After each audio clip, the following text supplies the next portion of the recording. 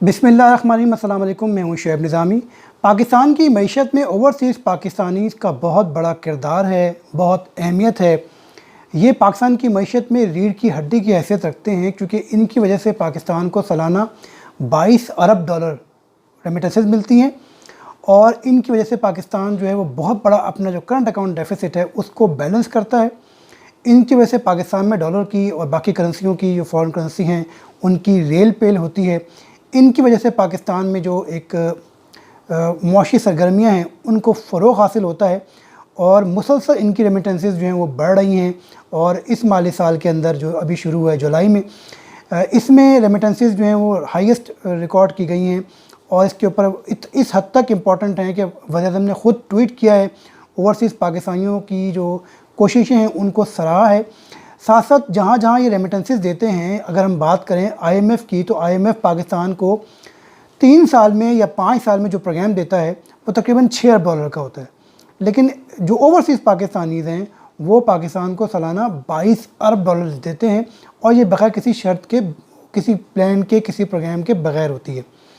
तो इतनी इम्पॉर्टेंट है ओवरसीज़ पाकिस्तानीज़ की कंट्रीब्यूशन पाकिस्तान में। और इसी तरह जब भी हम देखते हैं कि पाकिस्तान पे कभी भी बुरा वक्त आए, पाकिस्तान पे मुश्किल वक्त आए, पाकिस्तानी कौम मुश्किलात में हो, ओवरसीज़ पाकिस्तानीज़ बढ़ चढ़ कर हिस्सा लेते हैं। और ये हमेशा से होता रहा है। 70-72 साल की तारीख़ में हमेशा से ओवरसीज़ पाकिस्तानीज़ अपनी ज़रूरत के मुताबिक पाकिस्तान के लिए अपना किरदार अदा करते रहे हैं। चाहे सैलाब हों, चाहे ज़लज़ले हों, चाहे तूफ़ान हों, चाहे डैम बनाने हों, चाहे कर्ज़ उतारना हो, या कोविड से मुतल्लिक कोई हमारा प्रोग्राम हो, ओवरसीज़ पाकिस्तानीज़ चंदे भर भर के पाकिस्तान भिजवाते हैं। लेकिन जब वो पाकिस्तान आते हैं तो उनको बहुत सारी मुश्किलात का सामना करना पड़ता है। मुख्तलिफ़ शोबों से, मुख्तलिफ़ इदारों से उनको शिकायत तो होती हैं, लेकिन जो सबसे कॉमन शिकायत है वो PIA से है। अभी जब कोविड के बाद ओवरसीज़ पाकिस्तानीज़ यहाँ आए तो उनको फ़्लाइट से मुतल्लिक काफ़ी सारी मुश्किलात का सामना करना पड़ा। हमने अपने तौर पर उनके मसाइल हल करने के लिए जो कोशिशें कर सकते थे वो कोशिशें की, लेकिन पता नहीं क्या है, हमारे जो इंतज़ामिया, हमारे जो हुक्काम हैं वो टस से मस नहीं होते, किसी का एहसास नहीं करते, किसी की तकलीफ़ को महसूस नहीं करते। और उसकी वजह से लोग जो हैं पाकिस्तानी इदारों के ऊपर उनका एतमाद ख़त्म होना शुरू हो जाता है, मुतासिर होता है। और ऐसे लोग, ऐसे ओवरसीज़ पाकिस्तानी जो कि मुल्क की खिदमत करना चाहते हैं, उनको दर बदर की ठोकरें खानी पड़ती हैं, मुख्तलिफ़ दफातर के, मुख्तलिफ़ इदारों के, महकमों के चक्कर लगाने पड़ते हैं। अब जैसे मैंने बात की आपसे PIA के लिए, तो ये लोग पाकिस्तान की फ़्लाइट से सफ़र करके पाकिस्तान आए हैं, और जब वापस जाते हैं तो इनको ये कहा जाता है कि आप का जो टिकट है वो स्पेशल फ़्लाइट का था, अब जब वो एडजस्ट नहीं हो सकता, आप नया टिकट ख़रीदें, आप वहाँ पहुँचें वापस जहाँ से आप आए हैं, और उसके बाद फिर अपने जो टिकट है उसको क्लेम करें और इसकी रीइंबर्समेंट लें। कमाल सर्विस है। कोई समझ नहीं आता कि ये पॉलिसीज़ कौन बनाता है, इतने बेतुके फ़ैसले कौन करता है कि आप एडवांस में पैसे लेके बैठ जाएं और फिर लोगों को एडजस्ट ना करें, लोग दर बदर की ठोकरें खाते फिरें, आपकी मिन्नतें तरले करते फिरें, और हमारे महकमे और हम उनके जो मुतल्लिक़ अफ़सरान हैं उनको एहसास ही ना हो कि लोग किस तकलीफ़ से गुज़र रहे हैं। मैं अब आपको बताता हूँ कि बरतानिया के एक अहम रीजन है नॉर्थ ईस्ट रीजन। ये बड़ा इम्पॉर्टेंट है, इसमें बड़े मुतहर्रिक पाकिस्तानी रहते हैं, और उनमें से एक पाकिस्तानी ग़ुलाम मुस्तफ़ा साहब भी हैं जो कि सरगोदा में रहते हैं, और वो अभी बरतानिया से आए थे जून में, और अब वो जिस तरह यहाँ परेशानी से दो चार हैं, उनकी ऑडियो सुने जो उन्होंने मुझे मैसेज किया है वो सुनते हैं, उसके बाद फिर जो मैंने इसके लिए रोल प्ले किया वो सुनते हैं। जी अस्सलाम वालेकुम। मेरा नाम ग़ुलाम मुस्तफ़ा है और मैं सरगोदा से बिलोंग करता हूँ, और फ़िलहाल ओवरसीज़ पाकिस्तानी UK सेटल हूँ। 27 जून को मैं पाकिस्तान के लिए इमरजेंसी के तौर पे आया। उस वक्त फ़्लाइट्स का रेट काफ़ी हाई था और मैं बहुत ज़्यादा प्राइस दे के PIA का टिकट लिया,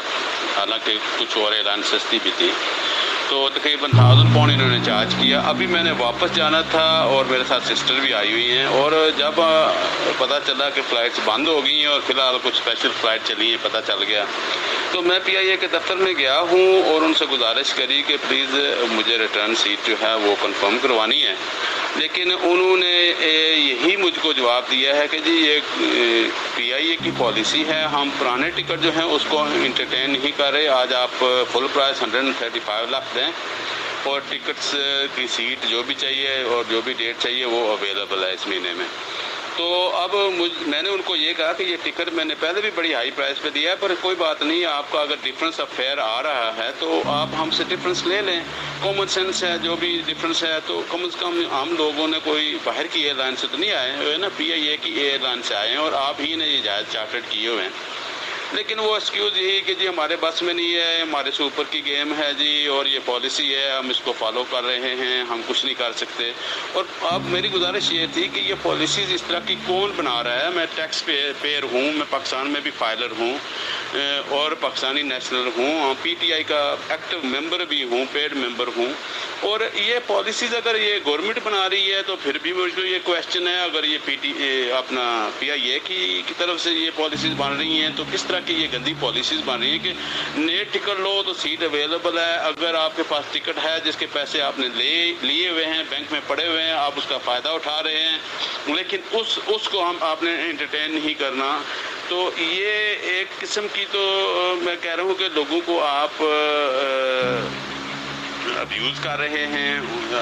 ایکسپلوئٹ کر رہے ہیں، تو اس کا کچھ نہ کچھ آنسر آنا چاہیے۔ یا تو یہ پالیسی جو ہے اس کو چینج کریں، جو لوگ یہاں پہ پھنسے ہوئے ہیں، مجھے پتہ ہے کہ فلائٹ جا رہی ہیں اور ان میں سیٹس بھی اویلیبل ہیں، کچھ میرے دوست گئے ہیں، انہوں نے کہا کہ جو فلائٹ پچھلی گئی 18 تاریخ کو اس میں سیٹیں بھی اویلیبل تھیں۔ تو اگر سیٹیں خالی جا رہی ہیں اور آپ لوگ ٹکٹ کو انٹرٹین نہیں کر رہے جو آپ نے ہی ایشو کیے ہوئے ہیں اور پیسے بھی لیے ہوئے ہیں،